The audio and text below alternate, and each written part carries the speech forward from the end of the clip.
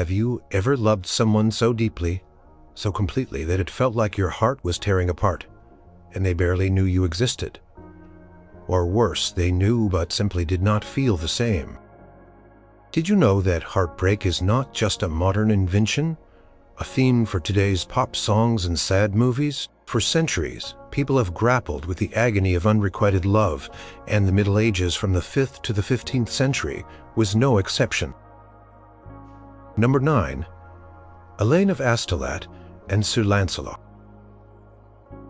In the dazzling court of King Arthur, where knights pledged their lives to honor and ladies spun tales of chivalry, there existed a love so pure, so devoted, and so utterly doomed that it has echoed through time. This is the tragic story of Elaine, the lily maid of Astolat, and her devotion to the greatest knight of the Round Table, Sir Lancelot of the Lake. Elaine's tale, notably preserved in Sir Thomas Malory's epic collection, La Morte d'Arthur, painted a vivid picture of a young woman's heart laid bare for a man who could not, would not, return her affections. Elaine was young, innocent, and beautiful, living in the quiet castle of Astolat with her father, Sir Bernard, and her brother, Lavaine. Her life was simple, filled with the gentle rhythms of noble pursuits. But all that changed the moment Sir Lancelot rode into her world. The occasion was a grand tournament in Winchester.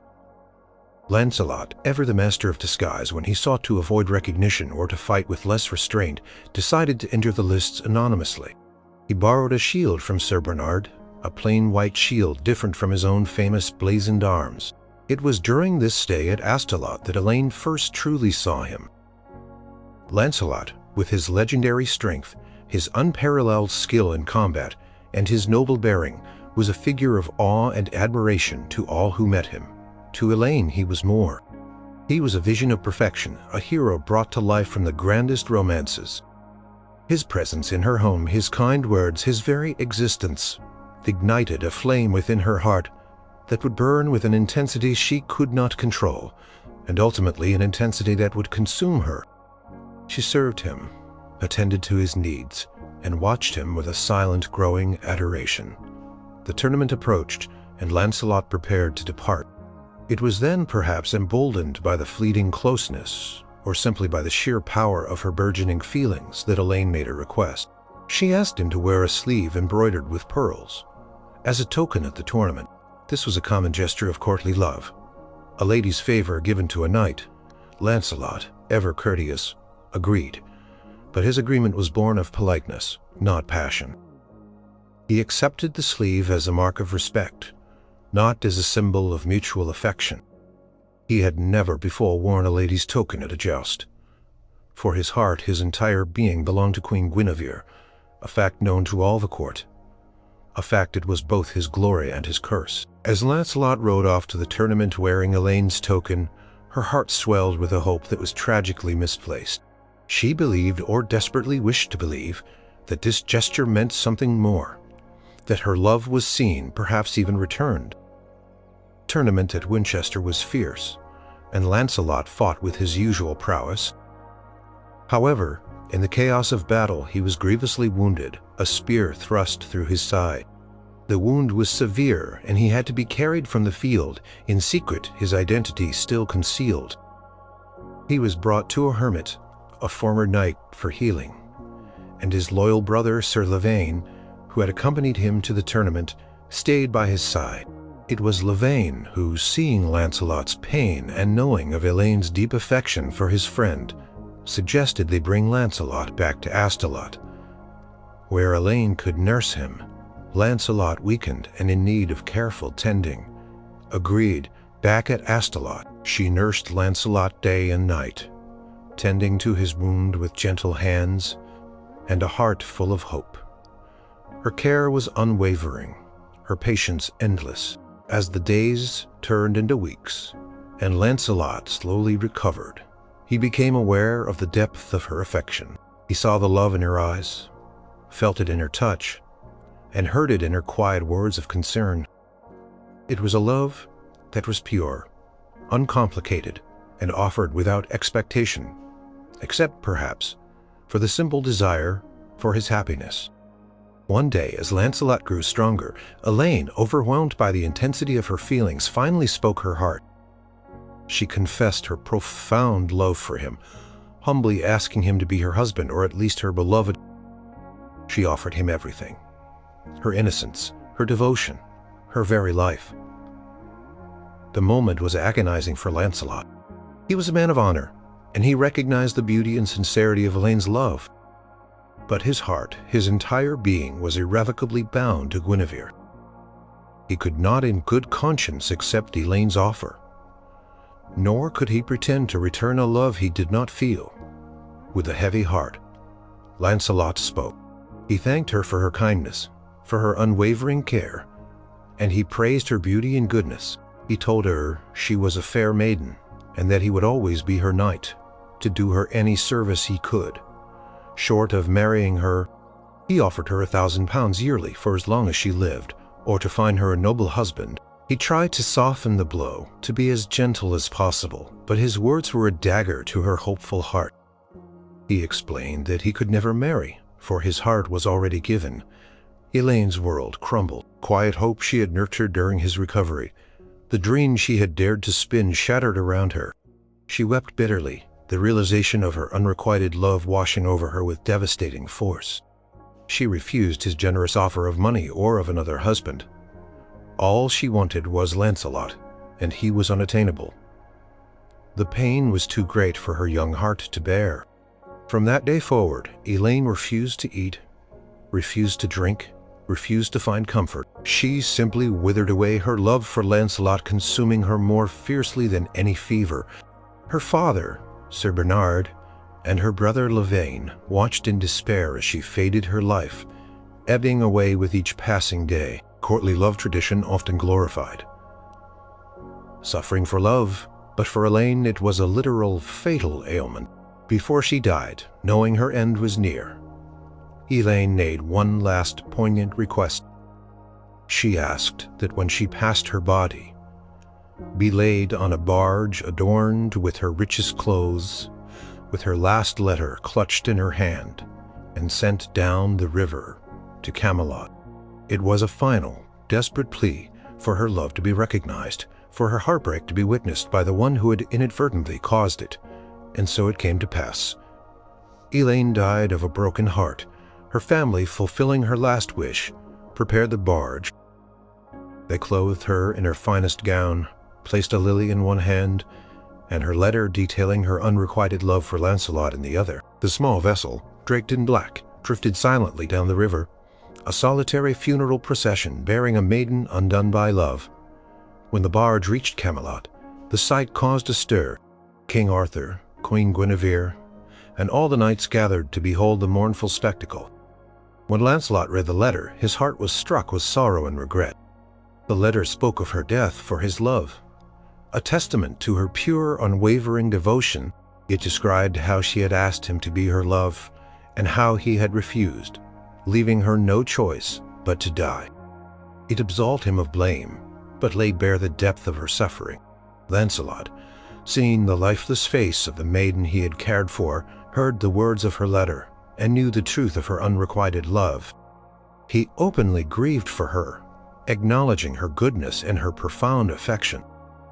Guinevere, who had initially been suspicious, also softened her heart, recognizing the tragedy of Elaine's fate. But no amount of sorrow could bring Elaine back. Her love, though pure and all-consuming, was never returned in the way she desired. It was a love that asked for everything and received nothing but courtesy and finally profound pity. Elaine's story serves as a stark reminder that in matters of the heart, the greatest devotion can sometimes lead to the deepest, most irreversible sorrow, leaving only the echo of a love that was never meant to be. Number 8. King Mark and Iseult.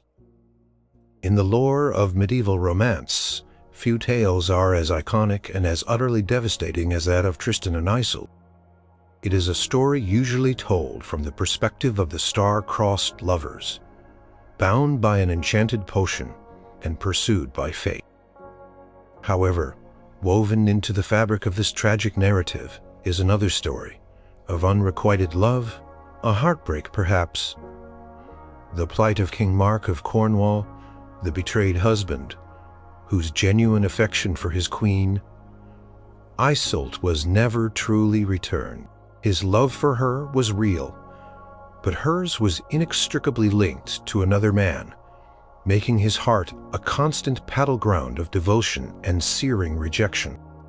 King Mark, as depicted in various medieval versions of the legend, including those by Brule and Thomas of Britain, was not simply a cruel or foolish king, although later adaptations sometimes colored him that way. He was often portrayed as a powerful ruler, but also a man capable of deep feeling. When he decided to take a queen, his gaze fell upon Iseult of Ireland, renowned for her beauty and her healing arts. Their union was to be a political alliance, a bond that would bring peace between Cornwall and Ireland. But for Mark, it was also a chance for companionship, and he hoped love. Iseult, however, did not come to Cornwall with a heart open to Mark. She was escorted by his nephew Tristan, the very knight who had once slain her uncle Morholt, and then healed her of a poisoning. During their journey across the sea, a tragic accident, orchestrated by fate or by a mischievous maid, caused Tristan and Iseult to drink a powerful love potion intended for Iseult and Mark. This elixir irrevocably bound Tristan and Iseult in an unbreakable, consuming love. From that moment on, Iseult's heart belonged utterly and solely to Tristan. When Iseult arrived in Cornwall and married King Mark, she entered into a life of royal duty, but her true affections lay elsewhere. Mark, unaware of the potion's effect, believed he was marrying a beautiful woman who would become his loving queen. He sought to build a life with her, to love and cherish her as his wife. He offered her his kingdom, his protection, and his genuine devotion. He treated her with respect and affection, showering her with the attention due to a queen. He saw her beauty, her intelligence, and her grace, and he genuinely wished for her to be happy by his side. But Iseult, despite her outward compliance and performance of queenly duties, could not give Mark the one thing he truly desired: her heart. Her thoughts, her desires, her very soul were perpetually drawn to Tristan. Every embrace from Mark was a reminder of the love she could not share with him, the love she secretly harbored for another. Every moment spent in Mark's company was a deception, a constant internal conflict between her duty as queen and the overwhelming passion that bound her to Tristan. The affair between Tristan and Iseult, despite their best efforts to conceal it, was an open secret among some members of the court. Whispers circulated, fueled by envious courtiers and suspicious rivals. King Mark, though at times blinded by his affection, or perhaps by a desperate desire to believe in Iseult's loyalty, was not entirely oblivious. He was presented with evidence, he heard the rumors, and he witnessed the undeniable bond between his nephew and his wife. The agony for Mark was not just the public humiliation of a cuckolded king, though that was certainly a part of his suffering. It was the crushing realization that the woman he loved, the woman he had chosen to share his throne and his life with, harbored no reciprocal feeling for him. Her affection, if any, was merely a veneer, a polite performance. He saw her eyes light up, not for him, but for Tristan. He witnessed a closeness, a secret language between them that excluded him completely. There were moments when Mark, despite his suspicions, would reach out to Iseult, hoping to re-establish a genuine connection, to coax her love out of her. He would question her, sometimes with anger, sometimes with pleading. He would set traps, seeking to confirm the truth, perhaps hoping that a denial would be enough to assuage his fears. And when the truth was undeniable, his pain was immense. He loved her, and she could not love him back. The very foundation of his marriage was built on a lie perpetuated by a potion, but solidified by Iseult's own heart.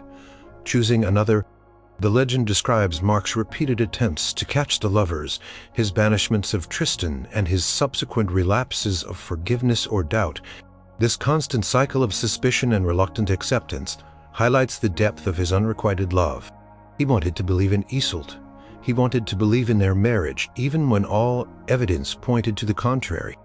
He often showed a reluctant mercy towards Tristan, perhaps out of a lingering affection for his nephew, but also perhaps out of a desperate hope that if Tristan were gone, Iseult's heart might finally turn to him. But it never did. Iseult's loyalty, her passionate devotion, remained unswervingly fixed on Tristan, even when they were separated by vast distances, even when Mark exerted his power and demanded her full attention as queen. Her love for Tristan was an unyielding force within her. She was the Queen of Cornwall, wife of King Mark, but in her heart she was always Tristan's Iseult. King Mark's unrequited love was a silent torment, a daily betrayal. He was the one who was left with the emptiness of a royal marriage, devoid of true affection. He saw his queen beautiful and beloved by his people, but he knew her heart was stolen forever out of his reach.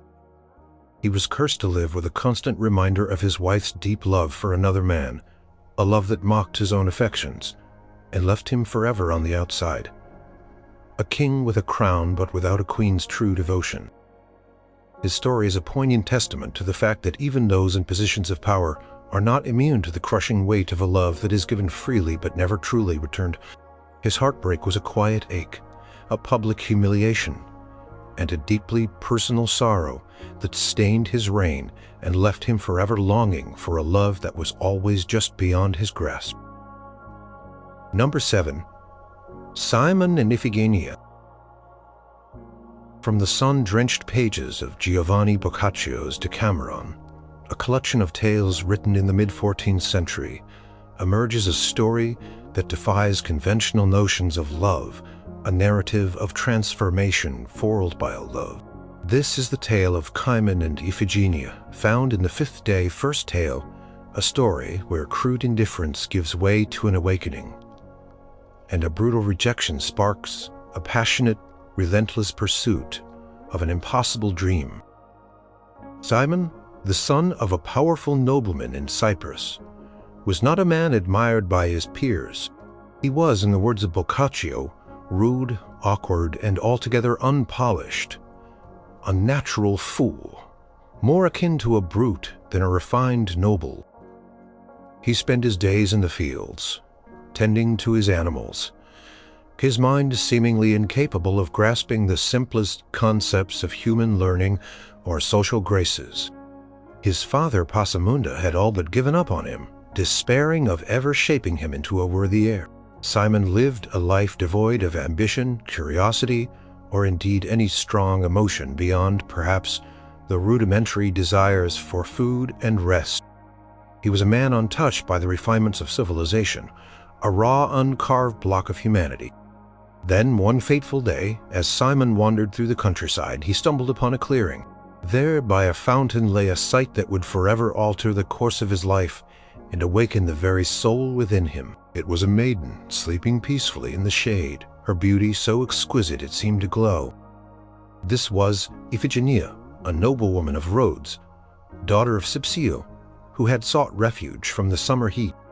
Her garment was thin, revealing the graceful contours of her form, and her hair, loose and golden, flowed around her like a halo. For Cymon it was an epiphany. He stood transfixed, utterly captivated by this vision. Never before had he truly seen beauty, understood grace, or felt the stirring of desire. The sight of Iphigenia was a shock to his dormant senses, a spark that ignited the long-slumbering intellect and emotion within him. He simply stood there watching her for what felt like an eternity, his crude mind struggling to comprehend the profound impact she had on him. His companions, who had come to fetch him, were astonished to find him rooted to the spot, utterly unlike his usual heedless self. When Iphigenia awoke and saw the rough, bewildered man staring at her, she was startled, perhaps even disgusted by his uncouth appearance. She rose, gathered herself, and departed, oblivious to the profound effect she had just had on him. But for Cymon, nothing would ever be the same. He was no longer the simpleton. He was a man consumed by a singular, overwhelming passion for the beautiful maiden he had just encountered. His love for Iphigenia was immediate and absolute, but it was entirely, devastatingly, unrequited. Iphigenia had no knowledge of him, no interest in him, and certainly no affection for a man she perceived as a crude, unintelligent peasant. She was betrothed to another, a noble named Pasamunda of Rhodes, and her world was far removed from the rustic existence of Cymon. Despite this initial pressing reality of his love being entirely one-sided, Cymon underwent an astonishing transformation. The mere memory of Iphigenia spurred into action. He returned home, but he was a changed man. His father Pasamunda and his family were astounded to see the shift. Cymon began to speak intelligently, to seek knowledge. He desired to be worthy of the vision that haunted his dreams. He requested tutors, sought lessons in philosophy, rhetoric, and literature. He learned to ride a horse with skill, to dance, to sing, to fence, all the accomplishments expected of a nobleman. He shed his rough exterior and adopted the manners of a gentleman, driven solely by the impossible hope of one day being worthy of Iphigenia. This was the unrequited love, at its most powerful, a love that demanded self-improvement, a desperate yearning to bridge an immense gap. Cymon knew he was not worthy of her. He knew she had no interest, yet he dedicated himself entirely to becoming the man she might one day glance upon without disdain. His efforts were heroic, a testament to the dogging power of love, even if it was a love held only in his own heart. His family rejoiced at his miraculous transformation, attributing it to a miracle. They had no idea it was the simple, unadorned beauty of Iphigenia that had performed the true miracle. As Cymon refined himself, his love for Iphigenia grew even deeper. Fueled by every new skill he acquired, every layer of his former crudeness peeled away. He became a man of noble bearing, intelligent, articulate, and fiercely determined. But his desire to be with Iphigenia remained unfulfilled. She was still betrothed, and her family, unaware of Cymon's newfound sophistication or his singular devotion, would never have considered him. Cymon realized that winning her affection through conventional means was impossible. His transformation had made him a man worthy of love, but it had not made Iphigenia love him. Her heart, as far as he knew, remained closed to him. This led him to more drastic measures. Learning of Iphigenia's upcoming marriage voyage to Rhodes, he plotted to intercept her. He gathered a band of friends and set sail, his heart pounding with a mixture of desperate hope and the bitter knowledge that his love was still unsolicited. He saw the ship carrying Iphigenia, seized her, and embarked on a perilous journey, battling storms and rival suitors. His love was so consuming that he was willing to defy conventions, risk everything, and even resort to force, all in the name of a love that had never been returned. The journey was fraught with peril, culminating in a series of dramatic events involving other characters and their own love stories. Eventually, through a combination of fate, Cymon's unwavering determination, Iphigenia found herself in a position where she had to truly see Cymon not as the brute he once was, but as the noble and passionate man he had become. Only then, after his extraordinary transformation and relentless pursuit, did her indifference finally begin to thaw, replaced by a grudging admiration and eventually a reciprocal affection. However, for a significant and poignant period of his journey, Cymon's love was a desolate, solitary fire. It was a love that drove him to transcend his very nature, a love that promised no return yet demanded everything from him.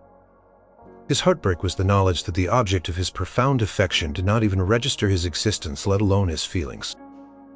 His tale reminds us that unrequited love can be a brutal catalyst, forcing individuals to confront their deepest flaws and emerge, perhaps, as something far greater, even if the desired reciprocation initially remains painfully out of reach. For a long time, Cymon loved Iphigenia with all his transformed being, and she gave him nothing but scorn, making his journey one of the most remarkable instances of love's witty, yet initially unrewarded, power. Number 6. Sir Lancelot's pure devotion to Queen Guinevere.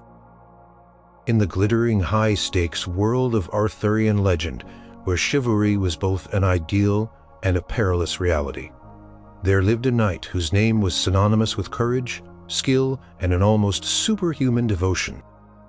This was Sir Lancelot du Lac, the greatest knight of the Round Table, the king's most trusted friend, and the man who in the early days of his service harbored a profound, idealized, and initially unrequited love for Queen Guinevere.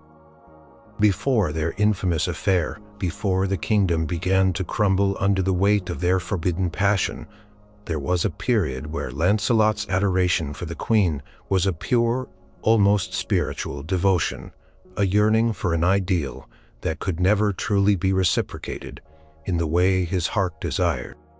The figure of Lancelot is deeply ingrained in medieval literature, from Chrétien de Troyes' Lancelot, the Knight of the Cart, to Sir Thomas Malory's comprehensive Le Morte d'Arthur. In these early depictions, Lancelot arrives at King Arthur's court as a young, promising knight, quickly distinguishing himself through his unparalleled martial prowess and his adherence to the chivalric code. But it is his immediate and overwhelming devotion to Queen Guinevere that truly defines his early years at Camelot. Guinevere, as Arthur's queen, was a woman of immense beauty, grace, and authority. She was the very embodiment of the courtly ideal, and to a knight like Lancelot, sworn to uphold honor and serve his monarch, she was a figure of distant, untouchable perfection. His love for her was not initially a desire for a physical affair, but rather a deeply ingrained system of adoration, a worship of her as the ultimate lady. This was the essence of courtly love, a noble knight dedicating his entire being, his every act of valor, to the service and honor of a high-born lady, often a married one, and reciprocation was often out of reach. Lancelot, through all his feats of arms, his rescue missions, and his triumphs in tournaments, was driven by the silent knowledge that he was performing these deeds for her, the queen. Every lance broken, every foe vanquished, every maiden saved was an offering at the altar of his devotion to Guinevere. He fought for her honor, for her approval, and for the distant glimmer of her favor. He was her champion, her protector, the knight who would face any danger, endure any hardship, simply to ensure her safety and uphold her reputation. However, in those early days, Guinevere's acknowledgement of Lancelot's profound dedication was that of a queen to her most valiant knight. She recognized his exceptional qualities, his loyalty, and his peerless skill. She bestowed upon him the honors due to such a champion, but her feelings for him, as far as the world knew, were those of a monarch for a loyal subject, not the burning passion that consumed Lancelot's heart. His love for her was a secret fire within him, a silent vow he made to himself. He could not openly declare it, for she was his king's wife, and he was Arthur's most trusted friend. This made his love unrequited, in the most painful sense. It was a love that could not be openly expressed, a yearning that could not be openly acknowledged, and a dream that could not. Lancelot's internal struggle was immense. He was torn between his loyalty to King Arthur, his deep respect for his monarch, and the overwhelming unspoken love he harbored for Guinevere. He was the perfect knight, striving always for honor and virtue, yet his heart harbored a love that was by its very nature a betrayal of his king. This conflict made his unrequited love a source of constant anguish. He could not escape the feelings that bound him to Guinevere, nor could he act upon them without shattering the very foundations of the kingdom he served. His suffering was often evident in his demeanor. He was known to withdraw, to fall into fits of melancholy, his thoughts consumed by the unattainable queen. Other knights and ladies at court might wonder at his occasional sadness, but few truly understood the depth of the unrequited longing that plagued him. He was a man burdened by an impossible love, compelled by chivalry to serve the woman he adored, yet forbidden by honor to claim her. Even when Guinevere began to notice the intensity of his devotion, even as she became aware of the deep affection he held for her, she did not immediately reciprocate in kind. There was a period of careful observation, of testing, of a queen assessing the loyalty of her greatest knight.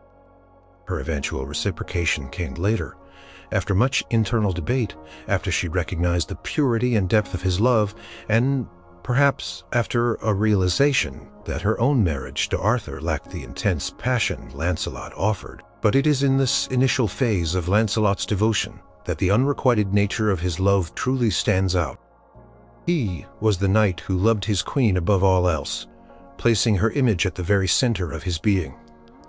Even when she remained a distant regal figure accepting his fealty but not his heart in return. His service was impeccable, his valor legendary, but his love was a silent sacrifice, a yearning for a mutual connection that remained just beyond his grasp. This dedication to an idealized, unattainable love was the essence of what fueled Lancelot's early greatness. He became the knight he was because of his pure, unblemished devotion to Guinevere. Yet this very devotion was also the seed of his greatest sorrow, and ultimately the catalyst for the downfall of Camelot. His story is a poignant exploration of how even the most valiant and honorable of men can be consumed by an unrequited love, a love that offers no hope of fulfillment, yet drives them to extraordinary heights of service and sacrifice. Lancelot's heartache was a quiet, constant companion, a testament to the fact that even the most celebrated heroes can suffer from a love that is given freely but never truly reciprocated in the way the heart desperately desires. Number 5. The Lady in Yonec and her Hawk Knight. From the rich tapestry of medieval French literature, specifically the beautiful and poignant Lays of Marie de France, comes a tale that explores the depths of longing and the profound sorrow of a love that is taken away, leaving behind an unquieted ache. This is the story of a high-born lady trapped in a loveless marriage, whose brief, miraculous connection with a supernatural knight ends in tragedy, leaving her forever haunted by a love that is lost, but never forgotten or replaced. Her devotion to her Hawk Knight Yonec becomes an unrequited yearning for a past that can never return, a future that was snatched away. The lady, whose name is not given, but whose sorrow resonates through the centuries, was a wealthy baroness married to a much older, jealous, and childless lord. Their union was loveless, a matter of convenience and property, not affection. Her husband, consumed by suspicion, kept her practically imprisoned within the high walls of his castle. He kept her isolated, guarded, allowing her no joy, no companionship, no freedom. She lived a life of quiet despair, her youth and beauty fading within the confines of her gilded cage. She wept. She longed for a different life, a different love, a love that she believed would never find. One day, as she sat alone in her chamber, consumed by her sadness, a wondrous event occurred. A magnificent hawk flew through her window, landing gently before her. To her astonishment, the bird transformed into a handsome, noble knight. This was Yonec, a prince from a distant, enchanted land, who had heard of her beauty and her plight. He confessed his deep love for her, a love born of sympathy and shared sorrow. He promised to be her true love on one condition. She must promise to keep his true identity a secret, for if she ever revealed it, he would be lost to her forever. Overwhelmed with joy and relief, the lady readily agreed. She had finally found the love she had so desperately yearned for, a love that was passionate, tender, and pure. Their secret romance blossomed, filling her desolate life with light and hope. Yonec would visit her daily, transforming back into a hawk to come and go unnoticed. They shared precious moments of happiness, their hearts entwined in a bond of mutual affection. The lady became radiant, her sadness replaced by a newfound vitality. Her husband, observing her transformation, grew even more suspicious, attributing her cheerfulness to some secret transgression. His suspicions led him to a cruel plot. He instructed his sister, an older woman with a malicious heart, to spy on the lady. The sister, driven by envy and a desire to please her brother, watched the lady's chamber intently. One day she witnessed Yonec's transformation, saw him in his knightly form with the lady, and immediately reported it to the jealous husband. Fooled by rage and wounded pride, the husband devised a sinister trap. He sharpened iron spikes and placed them on the window ledge. No one eunuch would fly through it. The next time eunuch came to visit his beloved, as he transformed from bird to knight and flew through the window, the sharp spikes pierced his flesh. Mortally wounded eunuch still managed to reach the lady, his face pale with pain. He confessed that he was dying, that their love had been discovered, and that he could no longer visit her. He held her close one last time, imparting a prophecy.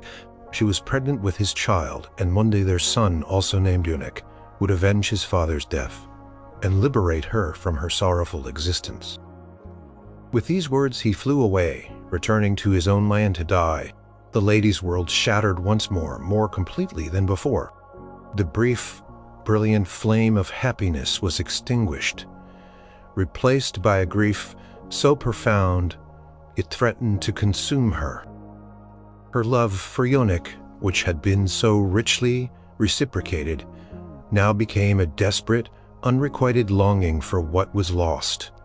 He was gone forever, snatched away by cruelty and fate. She was left alone, pregnant with his child, facing a future without the man who had brought light into her life. Her sorrow was immense. She tried to follow him, to throw herself from the window, but she was restrained. Her love for eunuch, once a vibrant, living connection, became a haunting memory, a constant ache in her heart.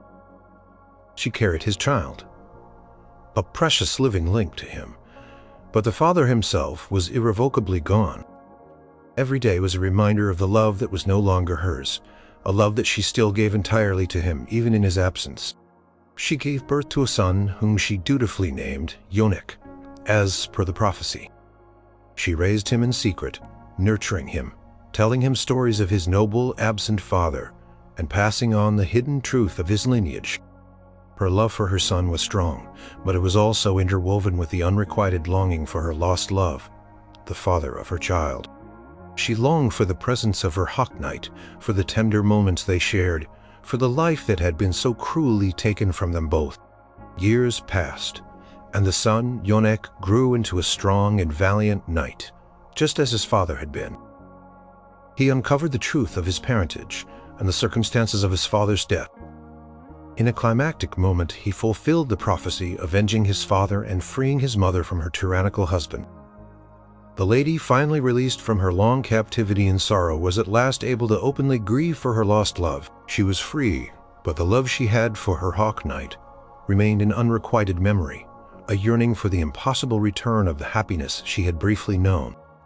Her story is a powerful testament to the enduring nature of love. Even when it is tragically severed, the lady's unrequited love for Eunuch was not a love that was never given, but a love that was violently taken away, leaving her with an eternal yearning for a past that could not be relived. Her heartbreak was the constant reminder of what she had lost, a profound sorrow for a love that, though once mutual, became forever unattainable, existing only in her memories and in the son who was his living legacy. She continued to love him beyond his death, a poignant example of devotion that could not be reciprocated. A silent testament to a heart that would forever grieve its lost, true love. Number 4.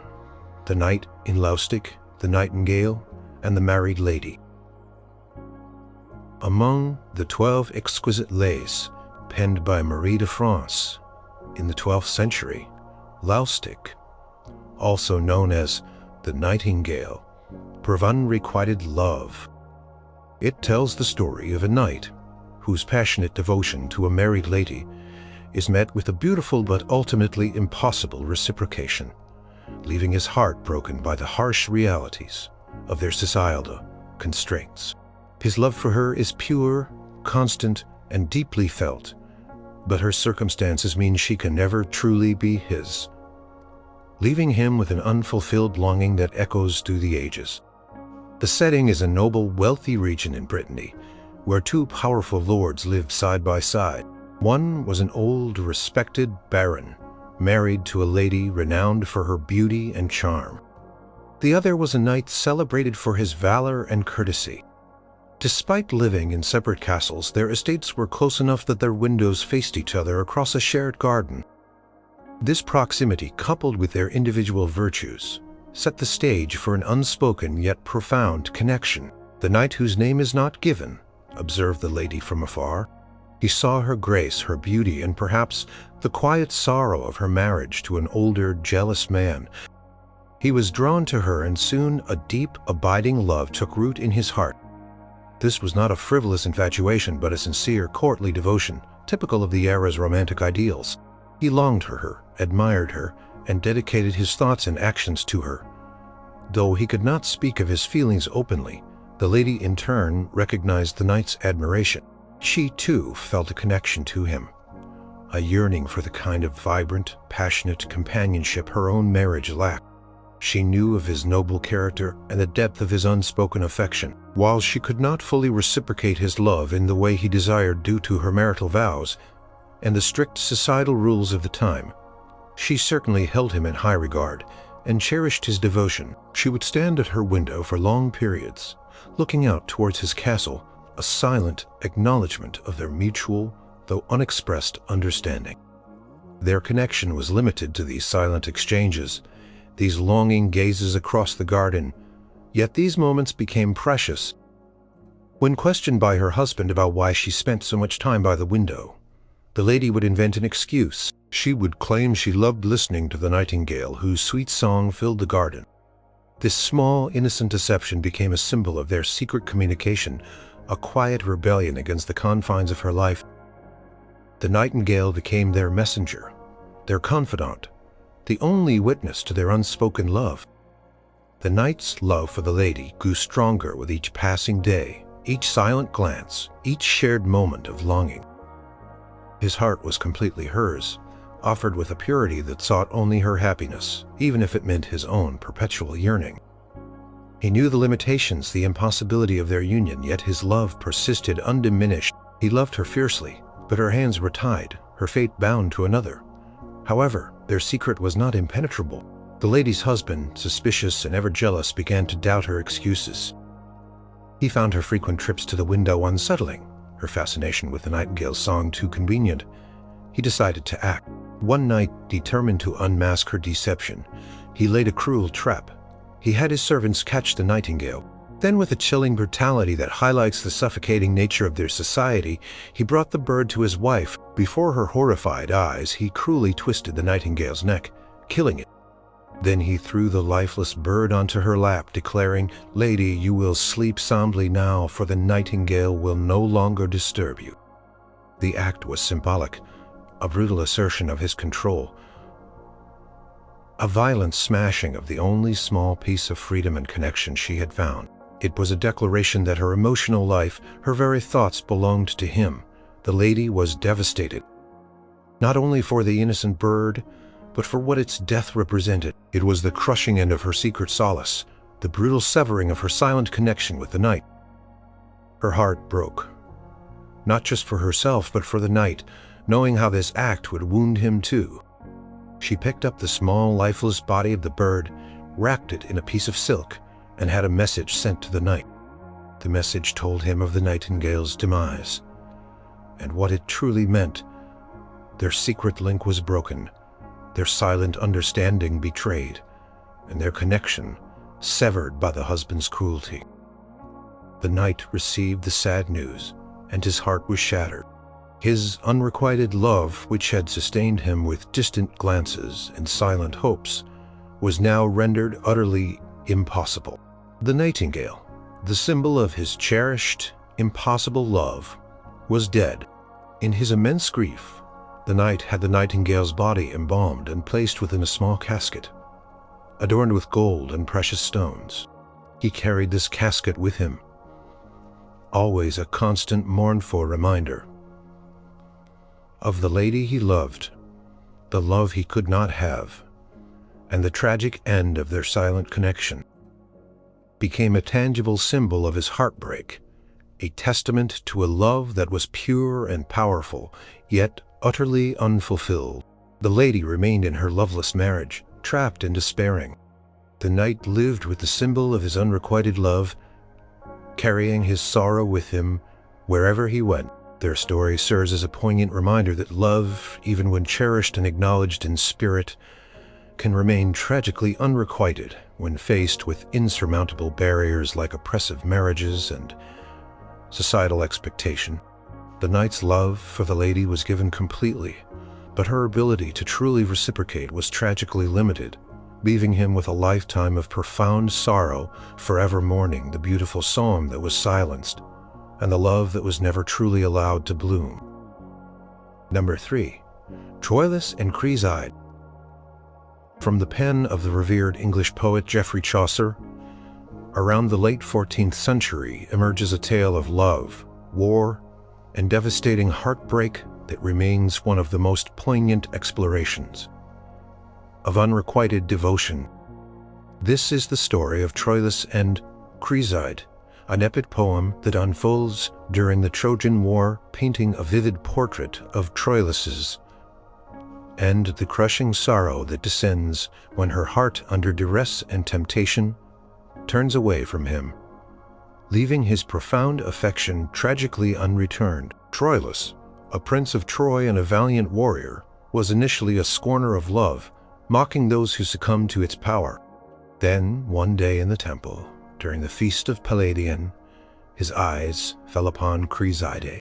She was the beautiful, intelligent, and recently widowed daughter of Calchas, a Trojan priest who had famously defected to the Greek camp. Criseyde's initial presence in Troy was one of vulnerability and fear, but her grace and wisdom shone through for Troilus. It was an instant, overwhelming love. He was utterly smitten, captivated by her beauty and her gentle demeanor. His love for Criseyde was profound, almost spiritual in its intensity. He became consumed by thoughts of her, longing for her affection, yet too shy and overwhelmed to express his feelings.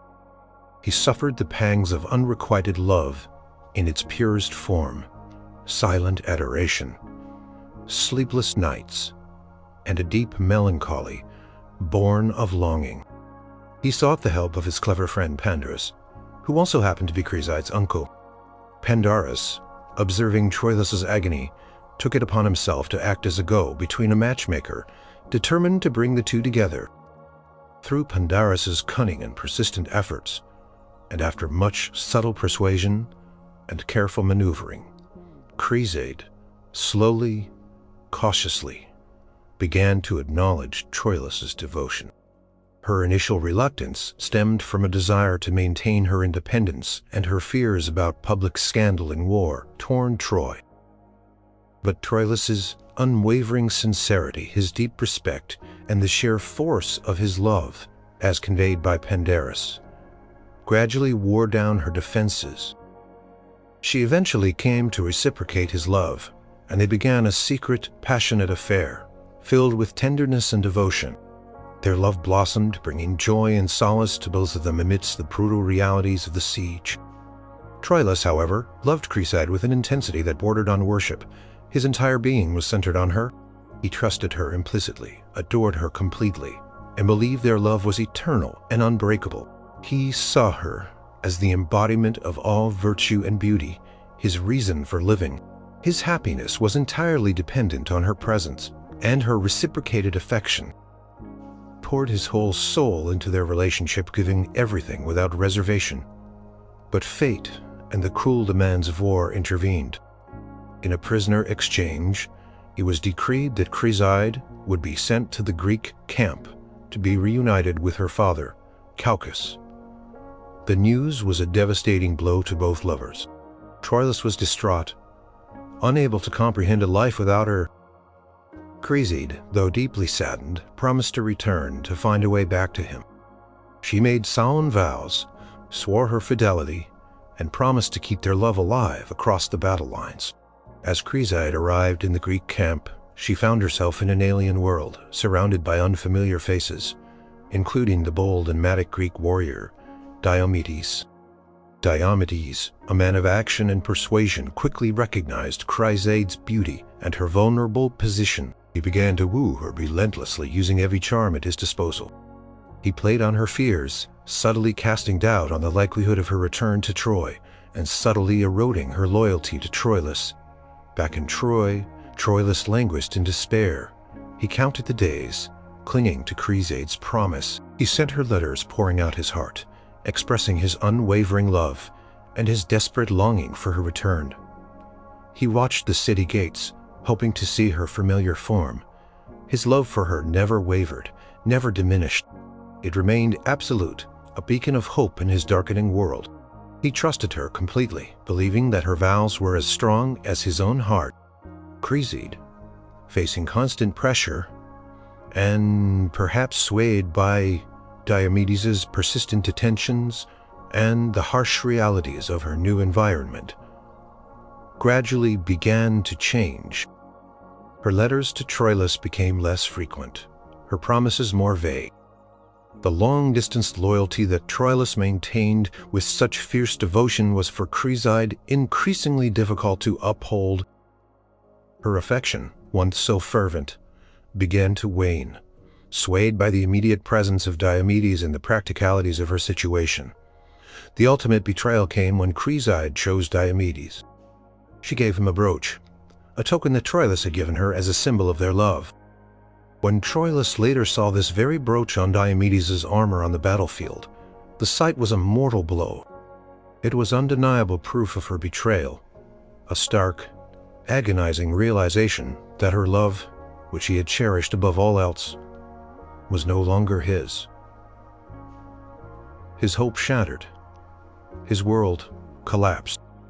Troilus's love for Criseyde, though once requited, now became agonizingly unrequited. His heart remained utterly devoted to her, even as hers had turned away. He continued to fight fiercely in the war, but it was a fight fueled by despair, not hope. His love was a one-sided torment, a constant ache for a woman who no longer thought of him in the same way. He died on the battlefield, not directly of a broken heart, but with a heart that was certainly already shattered by the profound betrayal of the one he loved above all else. Chaucer's Troilus and Criseyde is a masterful exploration of the vulnerability of love in the face of circumstance and human frailty. Troilus's unshakable idealizing devotion to Criseyde, even after her defection, is the epitome of unrequited love. He loved her fiercely, truly, and completely until his last breath, while her love once his evaporated under pressure. His heartbreaking journey demonstrates how an initially mutual love can become tragically one-sided, leaving one lover consumed by a longing that is forever denied, and a heart forever broken by betrayal. Number 2. Dante Alighieri and Beatrice Portinari. In the realm of medieval Italian literature, few names are as intertwined with the concept of idealized unrequited love as Dante Alighieri and Beatrice Portinari. Their story, immortalized in Dante's poetic works, particularly Vita Nuova, and later the epic Divine Comedy, is not one of a physical romance, but of a profound spiriacomedries that transcends earthly boundaries. Tetrines, in its purest romantic sense, unreciprocated by Beatrice and untouched by mortal hands. Dante's love for Beatrice began when he was a young boy, barely 9 years old. He first saw Beatrice Portinari, daughter of Folco Portinari, at a May Day celebration in Florence. Even at that tender age, her beauty and grace captivated him entirely.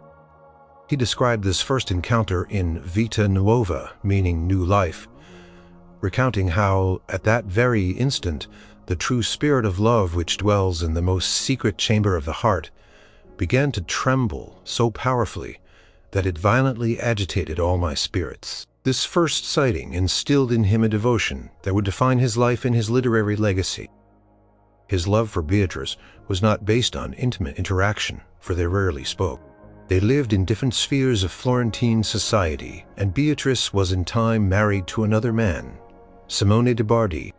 Dante's love for her remained largely unspoken, a private internal experience. He admired her from afar, seeing her as an embodiment of virtue, grace, and divine beauty. Every brief encounter, every fleeting glance, Every rare salutation from her was an event of immense significance to him, capable of bringing him to the brink of spiritual ecstasy or profound despair. He sought her presence, not to engage in earthly courtship, but simply to bask in the purifying aura he believed she possessed. Her presence filled him with such overwhelming joy that he often found himself unable to speak, trembling in her presence. This was the essence of his unrequited love. It was a love given completely by him, yet never directly sought in return by her. In the conventional sense of romantic courtship, he did not seek to win her hand or her physical affection. Rather, he sought the spiritual elevation and inspiration that her very existence provided. Dante composed sonnets and canzoni in her praise, secretly dedicating his poetic genius to her. He created screen ladies to deflect suspicion from his true object of affection, a common practice in courtly love to protect the reputation of the beloved. The depth of his feeling, the intensity of his devotion was poured into his verses, creating a testament to a love that was profoundly felt, yet remained distant and idealized. He yearned for her acknowledgement, for her simple recognition, but not for a relationship that would compromise her honor or his own. The heartbreak for Dante came not from a direct rejection, but from the inherent impossibility of his earthly desire. Beatrice was married and her life unfolded separately from his. The greatest sorrows struck him when Beatrice died tragically young in 1290 at the age of 24. Her death plunged Dante into an abyss of grief. The loss of his muse, the woman who had inspired his very being, was an unbearable blow. After her death, Dante's love for Beatrice transformed, becoming even more spiritual and transcendent. He envisioned her not as an earthly woman, but as a guiding spirit, an angelic figure residing in paradise. This is the core of the Divine Comedy, where Beatrice becomes his guide through the celestial spheres of paradise. She represents divine wisdom, grace, and ultimate salvation. Even in this elevated role, her guidance is presented with a serene distance, her love for him being a divine, compassionate one, rather than a romantic yearning for his earthly self. Dante's life became a testament to this unrequited, idealized love. He dedicated his magnum opus, the Divine Comedy, to her, transforming his personal grief and devotion into a universal, spiritual journey. He wrote about her, not as a historical figure, but as the embodiment of an ideal that inspired his greatest artistic achievements. His interactions with Beatrice in the Divine Comedy are not those of lovers. They are those of a supplicant before a divine being, his guide, a woman he reveres, but whose actual romantic love for him remains abstract and unfulfilled in human terms. The tragic element of Dante's love for Beatrice is that it was always a love of aspiration, a love for an ideal. He worshipped her from afar, his poetic expressions fueled by her existence, but never truly shared her life in a direct romantic sense. His heartache was the recognition of this inherent distance, the constant yearning for a connection that could never fully materialize on earth. He poured his entire emotional and intellectual life into this love, but the reciprocation he received was the silent inspiration she provided, not the mutual romantic partnership he might have dreamed of in another life. Dante and Beatrice's story is a unique example of unrequited love, a love that was not rejected in a harsh way, but was simply never designed for earthly fulfillment. It was a love that pushed a man to achieve literary greatness, but left his heart constantly yearning for the unattainable ideal embodied by the woman he saw as his spiritual guide. His devotion was absolute. Her response was spiritual and distant, leaving him to carry the weight of a lifelong, profound, yet ultimately unfulfilled, romantic longing. Number 1. Petrarch and Laura. In the annals of medieval European literature, few names resonate as profoundly with the concept of unrequited love as Francesco Petrarch and his enigmatic Laura. Born in 1304, Petrarch, often regarded as the father of humanism and one of the greatest lyrical poets of all time, spent a lifetime consumed by an intense, obsessive, and ultimately unfulfilled, but whom he immortalized in hundreds of sonnets and poems. This love, meticulously documented in his canzoniere, also known as rhymes sparse or scattered rhymes, is the quintessential tale of a heart given completely, yet never fully returned, leaving a legacy of beautiful agony. Petrarch first saw Laura in the church of Saint Claire in Avignon, France, on April 6, 1327. He was a young cleric, already a budding scholar. She was a young woman, likely married, of whom history knows very little beyond Petrarch's verses. Her surname, if she had one, her social standing, even her exact identity, remain largely a mystery, making her almost entirely a creation of Petrarch's passionate imagination. But for Petrarch, that single encounter was a lightning bolt, a gadding moment that ignited a lifelong obsession. From that moment forward, Petrarch's existence became inextricably linked to Laura. He was captivated by her beauty, her golden hair, her delicate eyes, her graceful demeanor. But it was not just her physical appearance. He saw in her an embodiment of virtue, purity, and spiritual grace. He began to compose poetry dedicated to her, pouring out his innermost thoughts, desires, and agonizing torments in intricate verse. These poems became his life's work, a continuous evolving record of his unrequited love.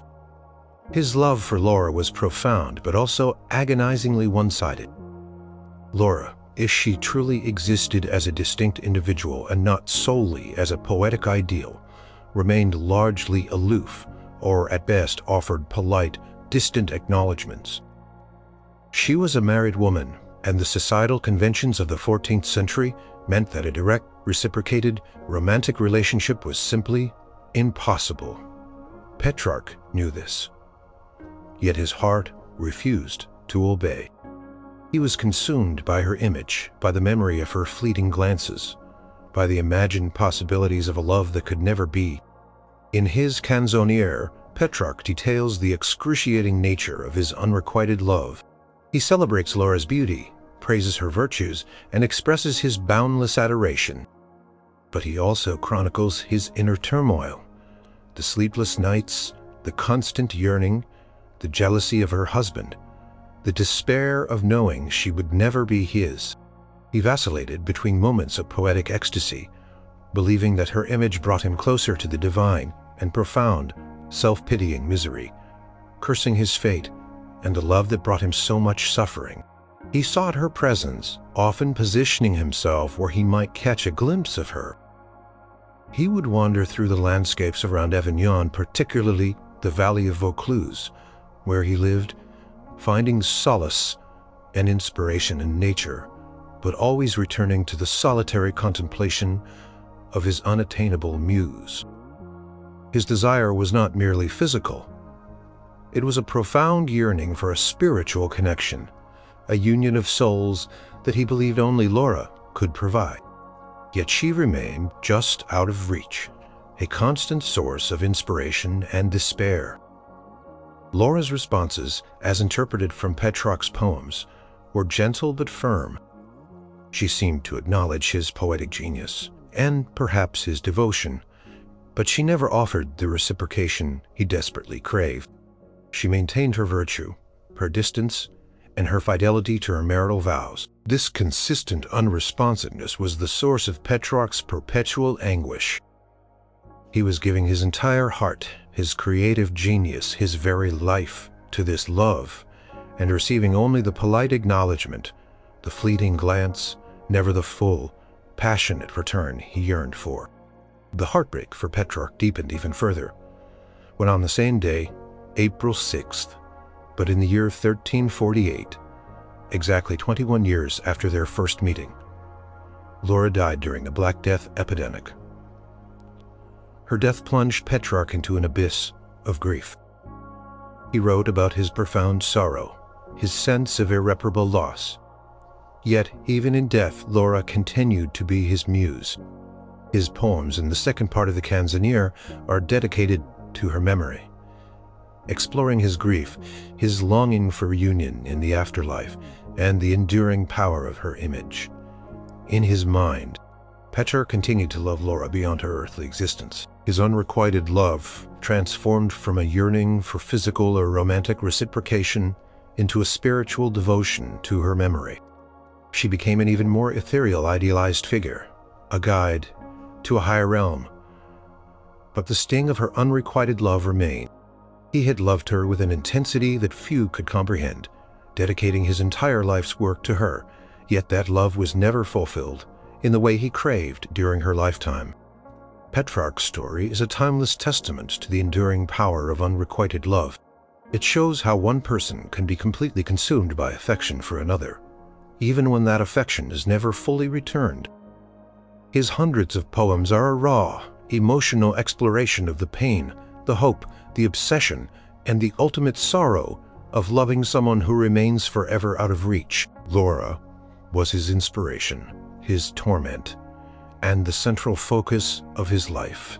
A woman he loved completely, endlessly, and with a heartbreak that never truly subsided, defining his legacy.